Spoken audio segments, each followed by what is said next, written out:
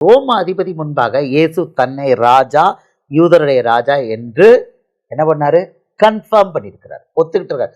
S ஐ ஆம் அப்படின்னு இருக்காரு. இது நமக்கு தெரியும். ஒரு தடவை பார்த்துருவோம். மத்தேயு யோவான் 18:37 அவன் கேட்குறான், அப்படியானால் நீர் ராஜாவோ? ஜான் 18:37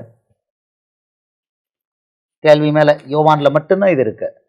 அப்பொழுது பிலாத்து அவரை நோக்கி, அப்படியானால் நீ ராஜாவோ என்றான். இயேசு பிரதியுத்தரமாக, நீர் சொல்கிறபடி நான் ராஜாதான். சத்தியத்தை குறித்து சாட்சி கொடுக்க நான் பிறந்தேன். இதற்காகவே இந்த உலகத்தில் வந்தேன். சத்தியவான் எவனும் என் சத்தம் கேட்கிறான் என்றார்.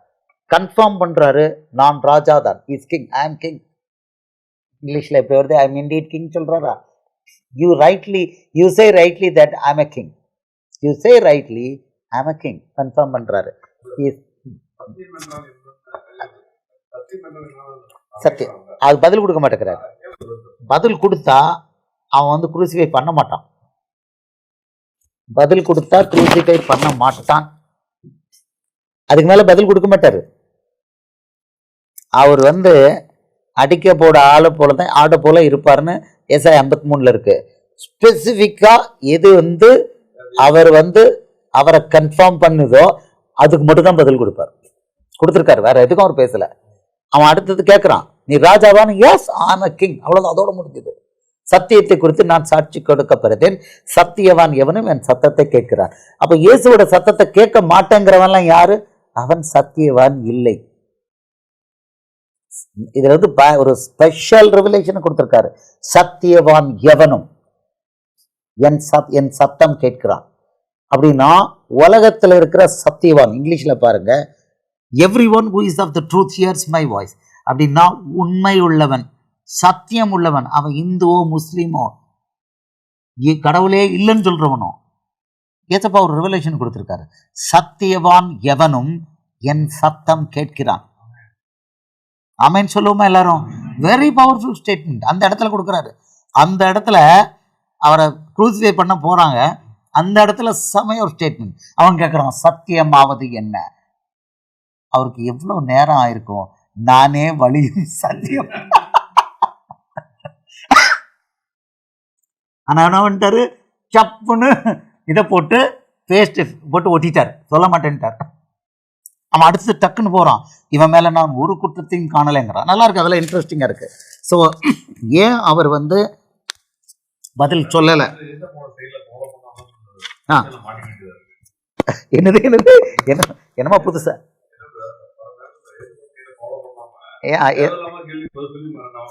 தேவையில்லாம கேள்விக்கு பதில் சொல்லி மாட்டிக்கிறோமா? ஏசப்பா ஸ்டைலை ஃபாலோ பண்ணும். நம்ம தேவையில்லாம சொல்லக்கூடாது. Okay okay. இப்போ நீங்க பார்த்துட்டீங்க, இதுல நான் ராஜாதான் அவர் சொல்லிட்டாரு. அடுத்தது மத்தேயு 27:11.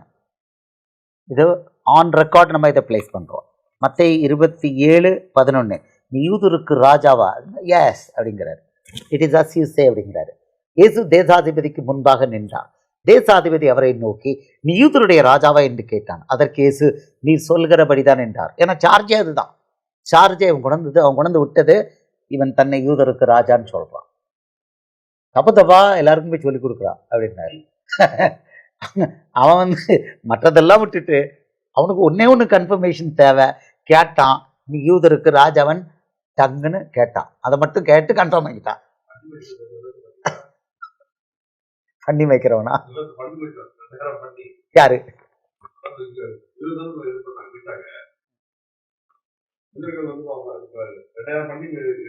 ஆமாமா, 2000 பண்ணி.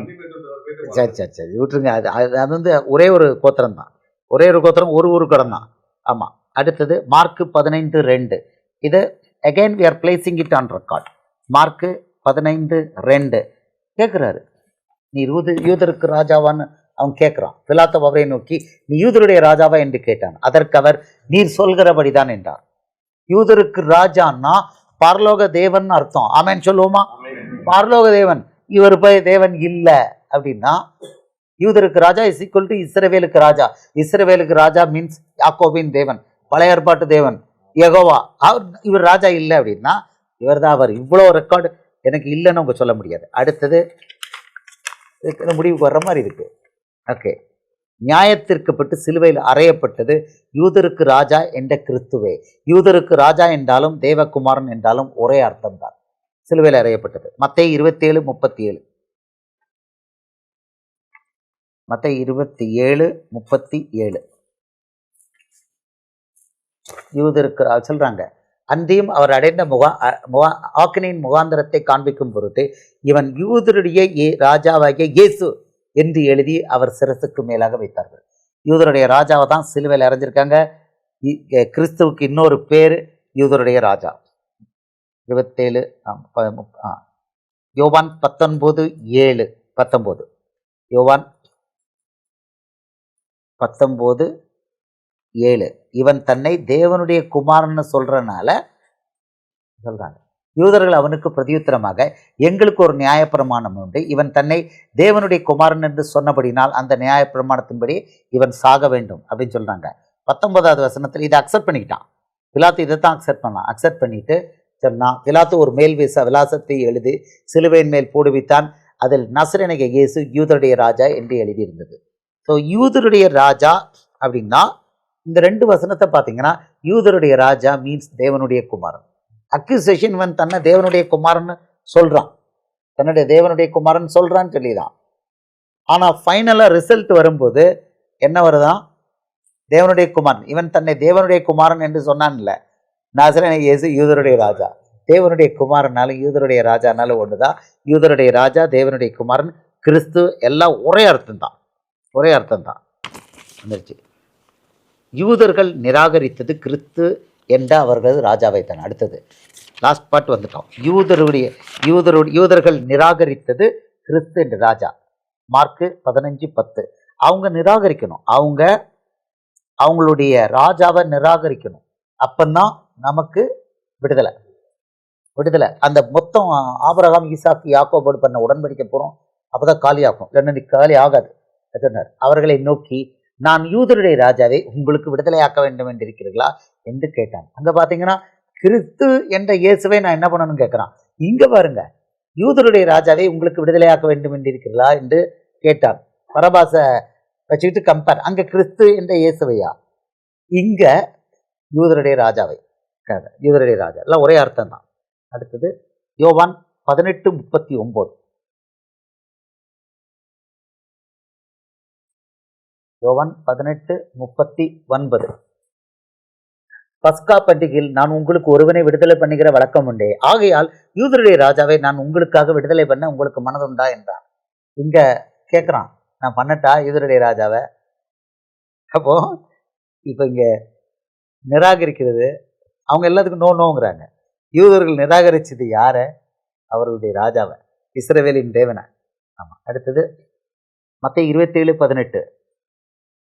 மத்தேயு 27:18. மத்தேயு 27:18. அவர்கள் கூடியிருக்கிறீர்கள், அவர்களை நோக்கி, எவனை நான் உங்களுக்கு விடுதலையாக்க வேண்டும் என்று இருக்கிறது, பரபாசையோ கிறிஸ்து எனப்படுகிற இயேசுவையோ என்று கேட்டான். இங்க கிறிஸ்து. அடுத்தது 27:22. 27:22 திருப்பி பல பெயர்கள் வருதுங்க. பிலாத்து அவர்களை நோக்கி, அப்படியானால் கிறிஸ்து என்னப்பட்ட இயேசுவை நான் என்ன செய்ய வேண்டும் என்று கேட்டான். அவனை சிலுவையில் அறைய வேண்டும் என்று எல்லாரும் சொன்னார்கள். அவங்க யாரை நிராகரிச்சிருக்காங்க? கிறிஸ்து என்ற ராஜாவை நிராகரிச்சிருக்காங்க. ஸ்ட்ரெயிட்டா இருக்கு. கிறிஸ்து என்னட்ட இயேசுவை நான் நினைச்ச வேணும், சிலுவையில் அறையுங்க. சிலுவைங்கிறது கொலை பண்ணுங்கன்னு அர்த்தம்.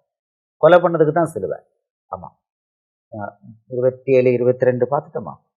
இப்போ அடுத்தது யோவான் 19:15. இதான் அவங்க ஃபைனலா ரிஜெக்ட் பண்றாங்க. ராயனை தவிர எங்களுக்கு யாரும் ராஜாவில்லை. யோவான் 19:15. இங்கதான் இந்த லாஸ்ட் இது வருது, ஸ்ட்ரா வருது. அவங்க ஒப்பு கொடுக்கறதுக்கு இதுதான் மெயின் அப்படி காரணம். அவர்கள் இவனை அகற்றும் சிலுவையில் அறையும் என்று சத்தமிட்டார்கள். அதற்கு பிலாத்து, உங்கள் ராஜாவை நான் சிலுவையில் அறையலாமா? இவன் யாரு? ஜென்டைல். இவன் ரோம அதிபதி. அவன் கேட்கிறான், ஏப்பா உங்க ராஜாப்பா, நான் ஒரு ராஜா, ஜென்டைல் ராஜா, நான் உங்க ராஜாவை, யூதரின் ராஜாவை அறையலாமான்னு கேட்கிறான். அவனுக்கு ஆர்டர் இருக்குது, அவன் நம்புறான். ஆக்சுவலா அவன் சீரியஸா தான் கேட்கிறான்.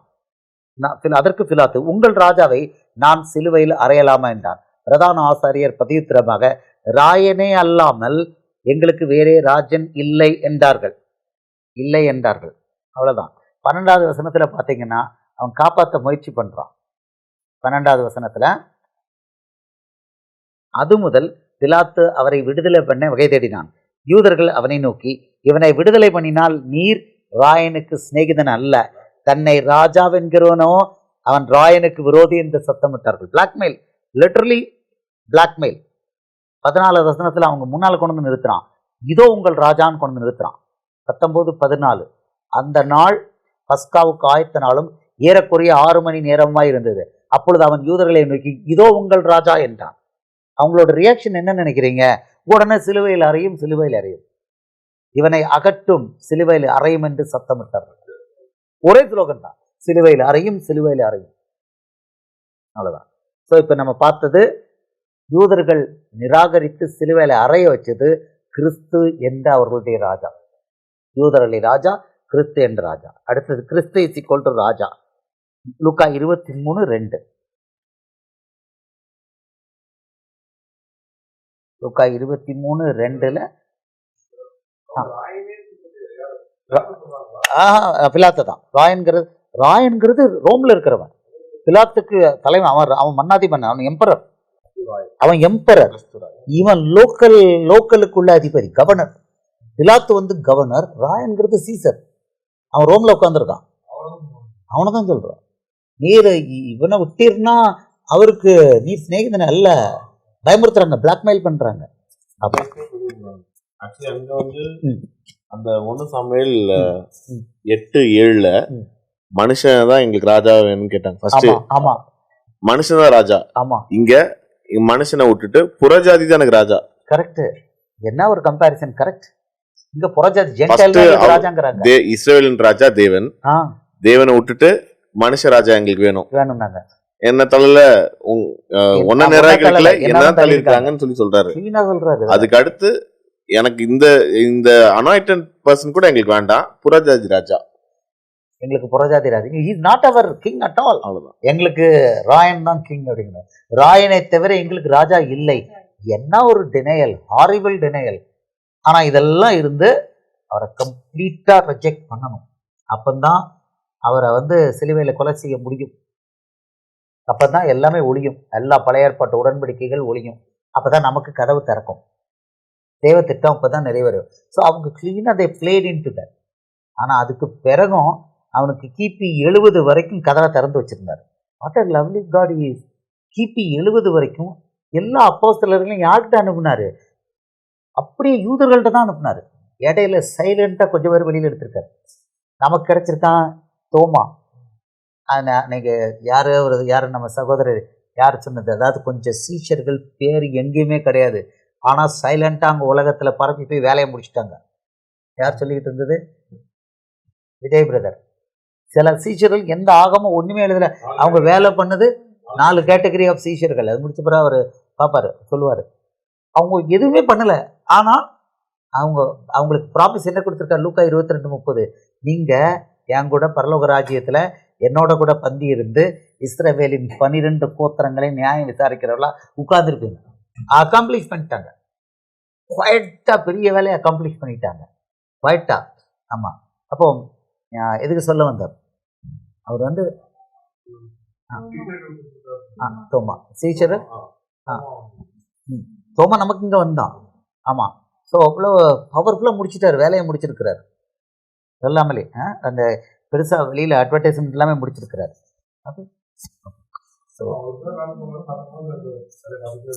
பார்த்துட்டே இருப்பாங்க, சைலண்டா வேலை பார்க்குறாங்க.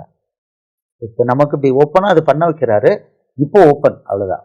இந்த பீரியடு எவ்வளவு நாள்லாம் தெரியாது. இப்போ செய்யணும். அதுக்காக அவர் பிள்ளைகளை சீனியர்ஸை மட்டும் கொண்டு இருக்கிறாரு. அவ்வளவுதான். இது வெளியில போகணும் அப்படின்னு கொடுத்துருக்கிறாரு. பவர்ஃபுல்லா அவ்வளோ அக்கு வேற ஆணி வேற அதுல இருந்து போகணும்னு கொடுத்துருக்கிறாரு. ஸோ நம்ம அதை செய்யணும். நம்மளை தெரிந்தெடுத்துக்கிறாரு. ஸ்டாப் அப்படிங்கும்போது ஸ்டாப். அவருடைய ஊழியம் ஆரவாரம் இல்லாமல் வெளியரங்கம் இல்லாமல் சைலண்டாக தான் இருக்கும். பட் அப்பப்போ அவர் வெளியில அவர் பேசினாரு. அதை மாதிரி இது நடக்குது. ஆமாம். ஓகே. ஸோ கிறிஸ்துனா ராஜா 23:2 23:2 நம்ம பார்த்தோமா? ராஜா வந்து இவன் தன்னை கிறிஸ்து என்னப்பட்ட ராஜா வேண்டும், ராயருக்கு வரி கொட வேண்டும் என்று சொல்லி ஜனங்களை கலகப்படுத்த கண்டோம் என்று அவர் மேல் குற்றம் சாட்ட தொடங்கினார்கள். நமக்கு ரிவிலேஷன் என்னன்னா கிறிஸ்து என்னப்பட்ட ராஜாங்கிறதா ரிவிலேஷன். அடுத்தது அப்போஸ்தலர் 17:7. இங்க பாருங்க, அதுக்கு கன்ஃபர்மேஷன் பாருங்க. அப்போஸ்தலர் 17:7 ஒரு இது வருது, ஒரு தகராறு வருது. அங்க கொண்டு எல்லாரையும் நிறுத்தினா இங்க பாருங்க, அவர்களை யாசோன் ஏற்றுக்கொண்டான். இவர்கள் எல்லாரும் இயேசு என்னும் வேறொருவனே ராஜா என்று சொல்லி ராயனுடைய கட்டளைகளுக்கு விரோதமாக செய்கிறார் என்று கூக்குரலிட்டு, இயேசு என்னும் வேறொருவனே ராஜா என்று சொல்லி. அப்போ அந்த காலத்துல அவங்க என்ன சொல்லியிருக்கிறாங்க? இயேசுவர் ராஜான்னு பிரசங்கம் பண்ணியிருக்கிறாங்க. அதை அக்யூஸ் பண்ணியிருக்காங்க. அவர் தான் ராஜா, ராஜாதி ராஜா அவரு. ஆமா, வெளிப்படுத்தல் 19:16 ராஜாதி ராஜா, 16:19 வெளிப்படுத்தல் 19:19 ராஜாதி ராஜா கர்த்தாதி கர்த்தர் என்ற நாமம் அவருடைய வஸ்திரங்களிலும் தொடைகளிலும் எழுதப்பட்டிருந்தது. ஆமா, is the lord of lord, king of kings. அப்போ அடுத்தது ராஜா வசனம் பார்த்துட்டு